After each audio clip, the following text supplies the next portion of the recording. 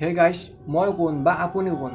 মই জানো আমি সকলোবোৰ মানুহ, কিন্তু এই আমি সকলোবোৰ মানুহে পৃথিৱীলৈ কেনেকৈ আহিলোঁ? বা আমাক এই পৃথিৱীত প্ৰথম জন্ম কোনে দিছিল? বা আমি কেতিয়া ক'ৰ পৰা আহিলোঁ? তো এই সকলোবোৰ আজি ভিডিঅ'টোৰ জৰিয়তে সম্পূৰ্ণ সহজ সৰল ভাষাত ক'বলৈ চেষ্টা কৰিম। তো বলক আজি এই ভিডিঅ'টোৰ আচল ৰহস্য উদ্ঘাটন কৰোঁ। আমি মানুহবোৰে এই পৃথিৱীলৈ কেতিয়া বা ক'ৰ পৰা আহিলোঁ তাৰ ওপৰত দুটা মত আগবঢ়াইছে। ইয়াৰে এটা হৈছে বৈজ্ঞানিক মত আৰু এটা হৈছে ধৰ্মীয় মত। কিন্তু এই দুয়োটা মত অনুসৰি আজিলৈ ক'ব পৰা নাই যে এই পৃথিৱীলৈ মানুহে কেতিয়া আহিছিল। ইয়াৰ কোনো সঠিক উত্তৰ নাই। বা সিহঁতে ক'লে কয় যে প্ৰায় বা আনুমানিক ইমান কোটি বছৰ আগত মানুহে এই পৃথিৱীলৈ আহিছিল।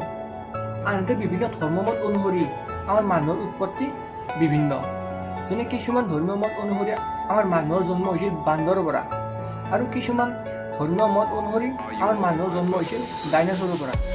আন কিছুমান ধৰ্মীয় মত অনুসৰি আমাৰ মানুহৰ জন্ম হৈছিল বিভিন্ন ধৰণৰ সৰু সৰু প্ৰাণী হৈছিল, আৰু এই প্ৰাণীবোৰ লাহে লাহে বিকশিত হয়, আৰু এই বিকশিত হোৱাৰ ফলত আমাৰ মানুহৰ জন্ম হয়।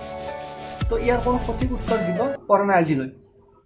আৰু এনেকৈ আহিয়ে বৰ্তমান মানুহে আজিৰ অৱস্থা পাইছে। কিন্তু আজিও সঠিকভাৱে ক'ব পৰা নাই যে মানুহে এই পৃথিৱীলৈ কেতিয়া প্ৰথম আহিছিল।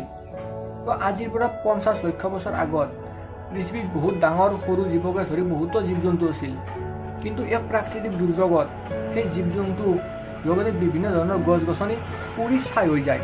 আৰু এই প্ৰাকৃতিক দুৰ্যোগ ইমানেই ডাঙৰ আছিল যে পৃথিৱীৰ ভূভাগৰ ওপৰত যিসকল জীৱ জন্তু আছিল সেই সকলোবোৰ জীৱ জন্তু পুৰি ছাই হৈ গৈছিল।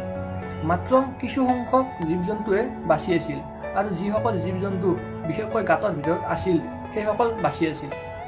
সঁচাকৈ এই প্ৰাকৃতিক দুৰ্যোগ ইমানেই ডাঙৰ আছিল যে 80% জীৱ জন্তু ইয়াত ধ্বংস হৈ গৈছিল, সকলোৰে মৃত্যু হৈছিল। প্ৰায় 20% জীৱ জন্তুৱে বাচি আছিল, আৰু সেইসকল বাচি আছিল একমাত্ৰ গাঁতৰ ভিতৰত সোমাই থকাৰ বাবে। আৰু ইয়াৰ 40 লক্ষ বছৰ পিছত পৃথিৱীত এক বিভিন্ন ধৰণৰ পৰিৱৰ্তন আহে, আৰু এই পৰিৱৰ্তনত ডাইনাছৰ সম্পূৰ্ণ মুক্ত। মাত্ৰ কিছুমান সৰু সৰু প্ৰাণী জীয়াই আছিল, আৰু যিসকল জীয়াই আছিল কেৱল দেখাত ইন্দুৰৰ দৰে, যিসকল গাঁতত সোমাই আছিল। সেই গাঁতত সোমাই থকা প্ৰাণীবোৰ লাহে লাহে বহুত লক্ষ লক্ষ বছৰ পিছত বিকাশ হ'বলৈ ধৰে, আৰু সেই বিকাশ হৈ সিহঁতৰ এবিধ বেলেগ প্ৰজাতি হ'ল, আৰু সেই বেলেগ প্ৰজাতিটো হ'ল বান্দৰ। লাহে লাহে বান্দৰো বিকশিত হ'বলৈ ধৰিলে। এই বিকাশৰ বহু লক্ষ লক্ষ বছৰ পিছত বিভিন্ন ধৰণৰ বান্দৰে সেই গাছত উঠি ফল মূল খাবলৈ আৰম্ভ কৰিলে। লগতে সেই বান্দৰবোৰে দুখন ভৰিৰে কেনেকৈ খোজ কাঢ়িব পাৰিলে তাকো শিকিলে, আৰু সেই বান্দৰবোৰক নামকৰণ কৰিছে যে আৰ্ডিডিমিডাছ ৰিমিডাছ। তাৰ উপৰিও সিহঁততকৈ আৰু কিছুমান বেলেগ প্ৰজাতিৰ বান্দৰ আছে, আৰু যি বান্দৰসকলে যেনেকৈ বিভিন্ন ধৰণৰ সঁজুলি সাজিবলৈ বা তৈয়াৰ কৰিবলৈ শিকিলে। আনকি সিহঁতে জুইৰো আৱিষ্কাৰ শিকিলে যে কেনেকৈ জুইত পুৰি মাংস খাব পাৰি, আৰু সিহঁতে এই আৰ্ডিডিমিডাছ ৰিমিডাছতকৈ অলপমান উন্নত, আৰু সিহঁতক নামকৰণ কৰিছে যে হোমো ইৰেক্টাছ।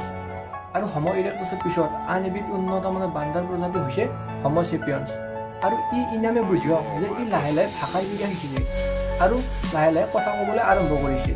আৰু ইয়াৰ পৰাই আমাৰ মানুহৰ জন্ম, যাৰ বাবে কোৱা হয় যে হোমো চেপিয়নছক মানুহৰ আদিম প্ৰজাতি, মানে হোমো চেপিয়নছৰ পৰা আমাৰ মানুহৰ উৎপত্তি হৈছে। আৰু ইয়াৰে লক্ষ লক্ষ বছৰ পিছত মানুহে বিভিন্ন ধৰণৰ খাদ্য সোৱাদেৰে খাবলৈ আৰম্ভ কৰিছে, আনকি সিহঁতে কাপোৰৰ ব্যৱহাৰো জনা হৈছিল। লগে লগে মানুহে শিক্ষিত হ'বলৈ ধৰিছে, আৰু এনেকৈ আহি মানুহে বৰ্তমান আজিৰ অৱস্থা পাইছে। আৰু এনেকৈ সকলো চল বল কৌশল সকলো প্ৰয়োগ কৰি আজি জীৱাশ্ৰেষ্ঠ মানৱ। তো এইটোৱে আছিল আজি মোৰ ভিডিঅ'টোৰ মেইন টপিক। যদি ভিডিঅ'টো ভাল লাগিছে তেতিয়াহ'লে লাইক কৰিব, কমেণ্ট কৰিব আৰু শ্বেয়াৰ কৰিব।